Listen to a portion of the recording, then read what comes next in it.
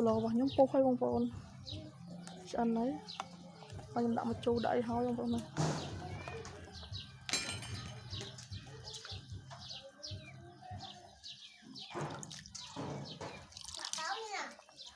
bói nó nổ trong một cái đạm om còn lon chu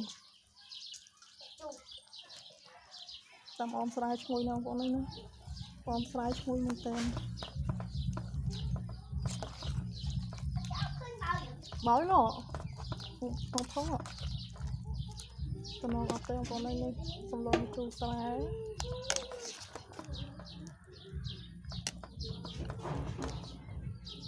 lụa sân rồi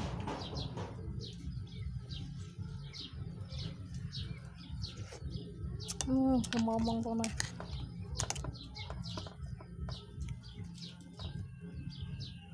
qua phụ khơi con này này